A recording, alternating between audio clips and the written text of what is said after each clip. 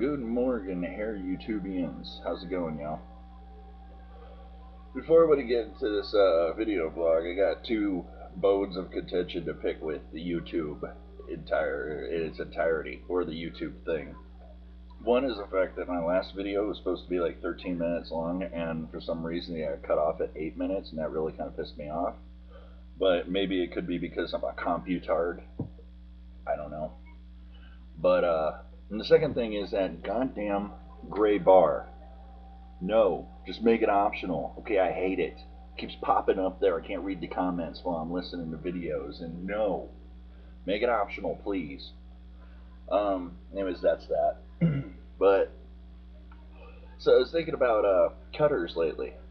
Not like a hockey team or I don't know, boats or whatever. But no, like people, generally kids, well, teenagers who they cut themselves.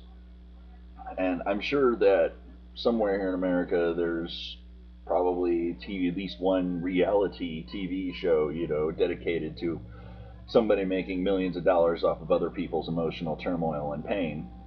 Welcome to America. We don't give a shit about you as long as somebody makes money. I don't know. Pisses me off, but it is what it is. One man can't change anything. Technically, millions can't change anything, but it is what it is.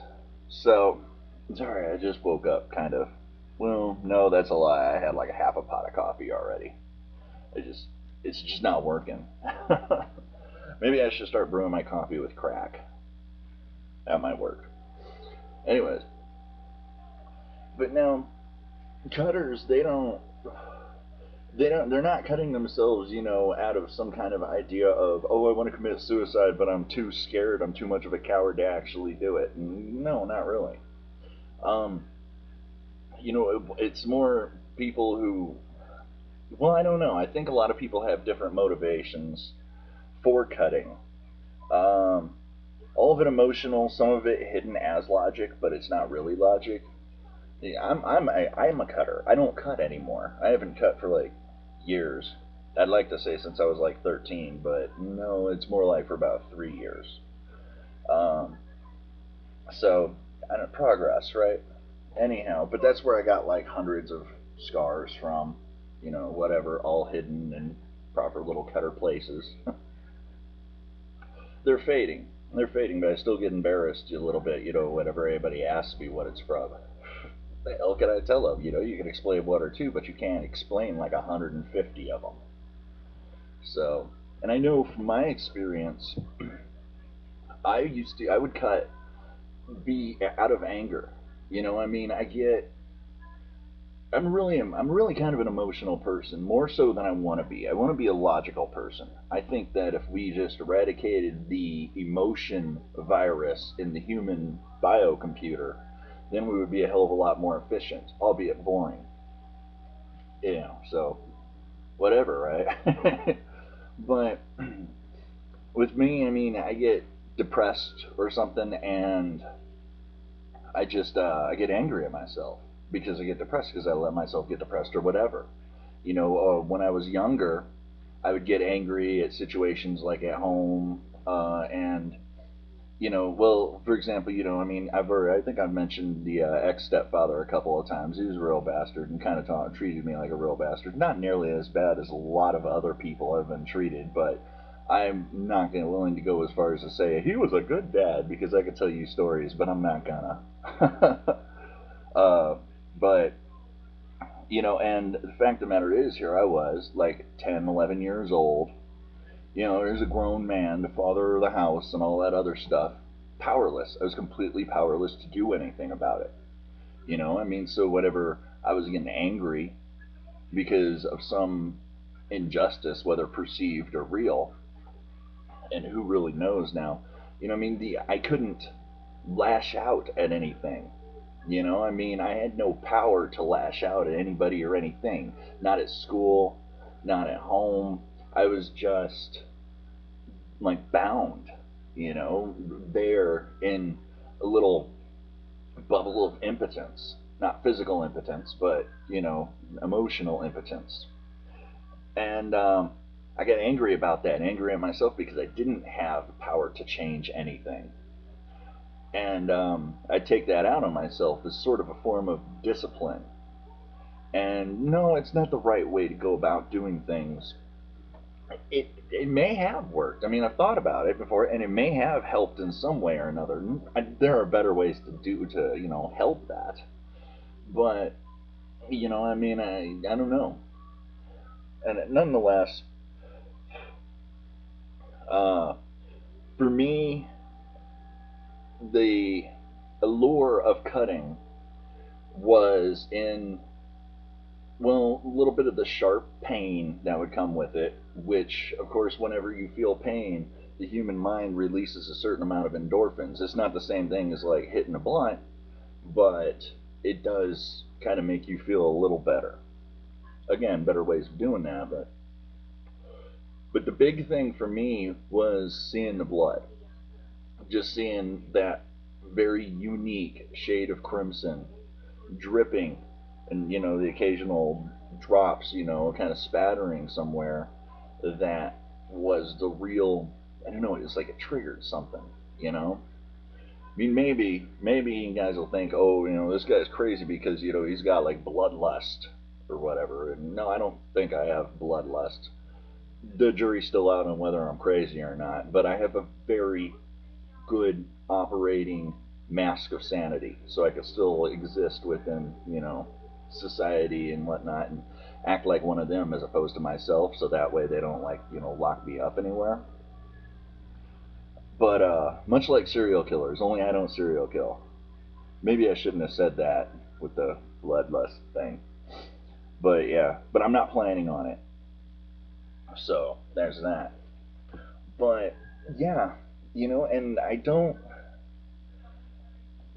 know how I really stopped.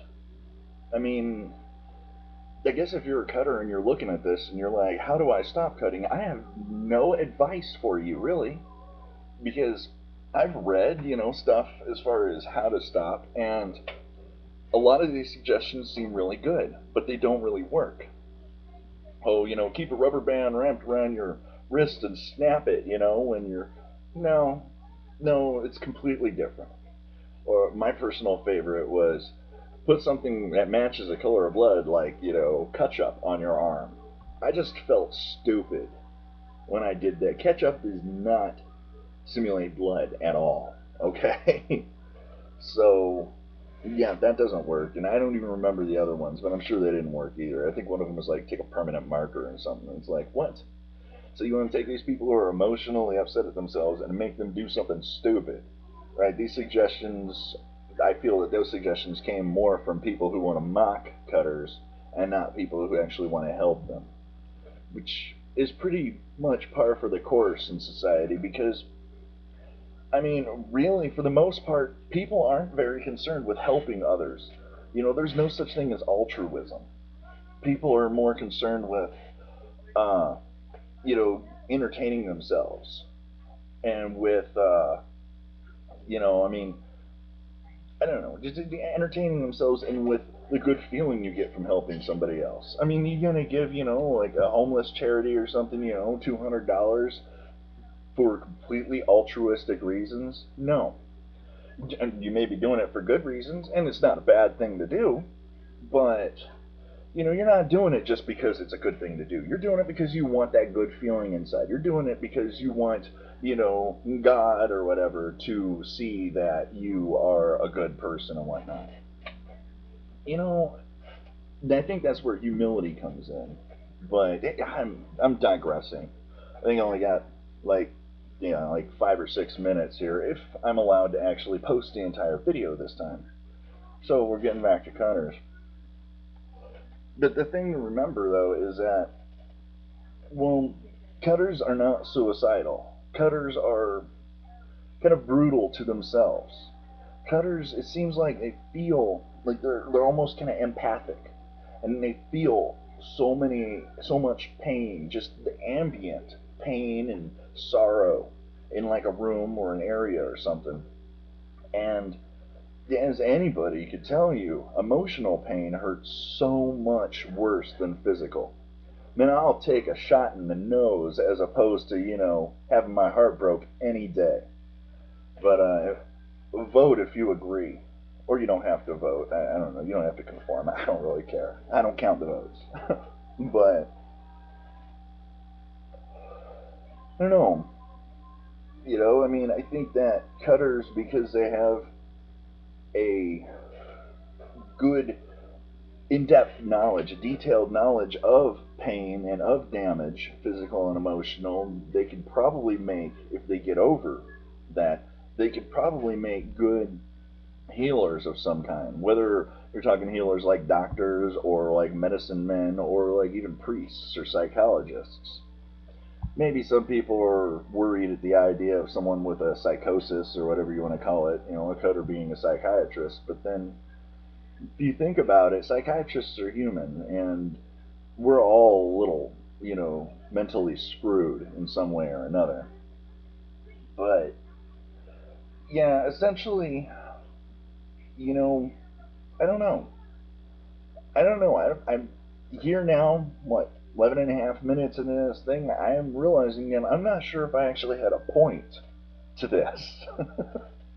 Maybe it was just to explain a bunch of scars you might not have even seen. I don't know.